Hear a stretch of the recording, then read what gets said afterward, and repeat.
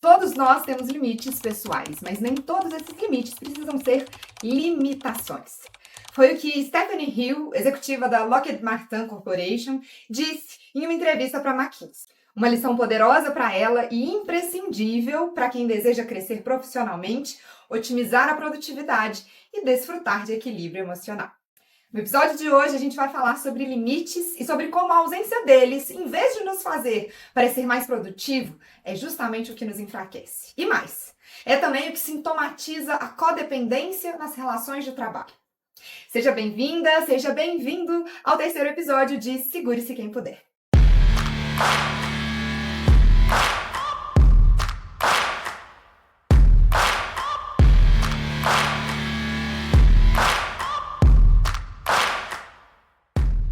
No episódio anterior, a gente conversou sobre cuidado, o primeiro pilar do que eu chamo de tríade do bem-estar psicocriativo.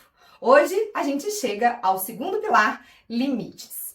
E para falar sobre a importância deles, eu vou transpor mais um conceito do universo pessoal para o universo corporativo, que é o da codependência. Você já ouviu falar nisso? A codependência na psicologia é o padrão de comportamento em que uma pessoa se sente responsável pelo outro, vive pelo outro e precisa se sentir necessária na vida desse outro para então se sentir segura.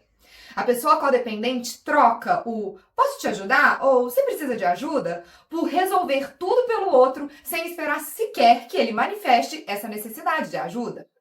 Também essas pessoas codependentes costumam trocar o "pode deixar comigo" por "se eu não fizer, ninguém faz". Conhece alguém assim? Pois bem, no trabalho esse traço de personalidade aparece disfarçado, sabe de quê? De eficiência.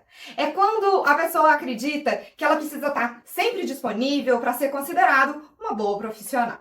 Quando você entende, por exemplo, que dizer "nesse horário eu não posso, eu tenho uma reunião mais urgente", ou então "eu não vou conseguir te atender nesse prazo, será que a gente pode negociar outro?", são sinônimos de incompetência. Mas deixa eu te dizer, na verdade, essas frases são sinônimos de profissionalismo.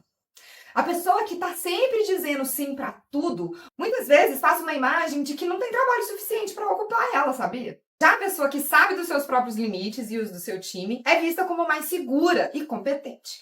Porque a questão aqui não é sobre dizer não, colocar o limite e os outros que se virem para lá. É sobre ter consciência do que é e do que não é possível e também saber negociar. Uma fala muito comum dos profissionais com traço de codependência é essa aqui, ó. "Ai, mas eles estão demandando muito de mim". Você é o único responsável pelos seus próprios limites. Cabe a você puxar conversas francas sobre a balança do que e como você pode ou não entregar. Se você não tem clareza sobre os seus limites, a sua produtividade não tem percepção de valor. Se você sabe dos seus limites, mas não consegue se posicionar diante deles, também dá no mesmo. E o entorno vai abusar de você, viu? É assim que acontece. Principalmente porque só 30 a 40% das empresas acreditam ter esses limites bem estabelecidos, como mostra esse estudo da Deloitte. Mas a cultura da clareza e dos limites bem estabelecidos em qualquer empresa não vai acontecer enquanto as pessoas que estiverem nelas não souberem trabalhar efetivamente com os limites. Então, talvez precise começar com você mesmo. Quando você descobre os seus limites, é quando você descobre a sua potência. Você sabe onde realmente é bom quando você conhece onde realmente não é.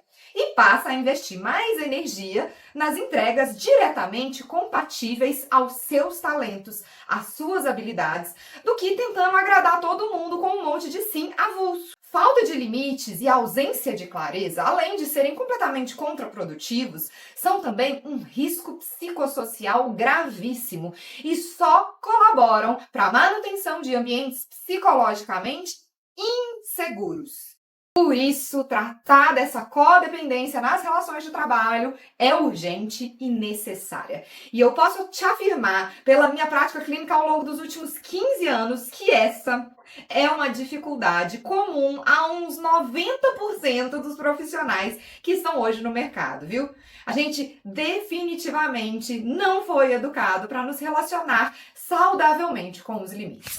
Para mudar esse jogo e ajudar as pessoas e as empresas a colherem os benefícios reais dos limites bem estabelecidos, eu gosto de trabalhar com duas imagens. Pele e margens de rio. A pele é uma membrana que, na prática, separa o que está dentro do que está fora, guarda o que não deve sair, impede o que não pode entrar e também realiza trocas gasosas. Assim também são os limites. Eles servem para gerenciar a energia que fica dentro de você e o quanto você pode entregar, trocar. Já como margens de rio, os limites canalizam o fluxo da sua produtividade. Pensa comigo, quando as margens são estreitas demais, o que vai acontecer? A água do rio vai transbordar e vai se perder. Por outro lado, quando elas são largas demais, elas não dão a contenção devida para organizar, para orientar o fluxo a seguir para onde ele tem que seguir. E aí o que era rio vira poça. Em ambos os casos, essas margens inadequadas deixam de possibilitar que a água cumpra o seu propósito de fluir. No trabalho é igual. Os limites apertados demais sobrecarregam, provocam microgerenciamento e pressão psicológica. Eles também geram falta de confiança, falta de colaboratividade, falta de autonomia. Por outro lado, os limites abstratos, amplos demais, provocam perda de foco e também da noção de progresso. Acabam por gerar apatia e estagnação, como nos conta Teresa Amabile nesse livro aqui. Em ambos os casos, limites inadequados geram retrabalho constante e improdutividade.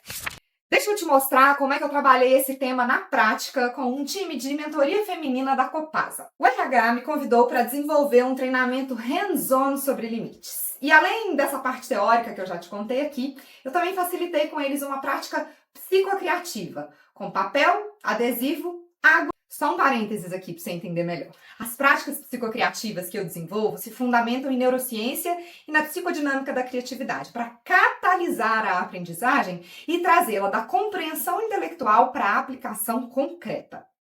Porque a transformação comportamental só acontece quando as pessoas compreendem na prática, dentro das suas próprias realidades, aquilo que está sendo dito ou ensinado. Pois muito bem, eu entreguei para cada participante um papel com um adesivo colado no formato da inicial do seu nome e pedi que espalhassem água e pigmento de cor sobre o papel. Eu conduzi essa prática de forma que cada participante se concentrasse no movimento da água, no encontro dela com o papel, com o adesivo, imaginando que o adesivo era o próprio corpo e a aquarela o cotidiano.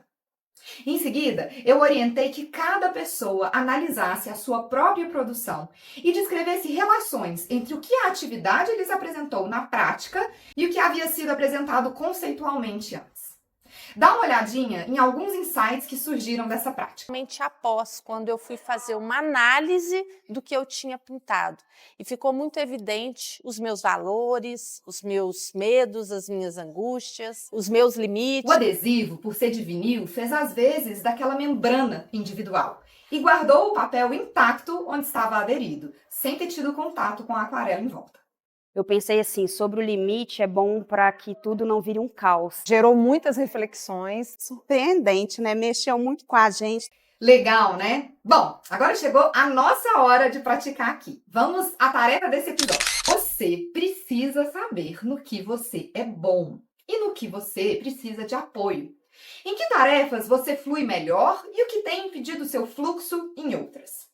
Pensar nisso vai te dar clareza sobre os seus limites. E aí depois, caberá a você investir mais tempo onde você já está fluindo bem e negociar o que você precisa para não deixar o seu fluxo ficar empacado naquelas outras atividades que você percebeu.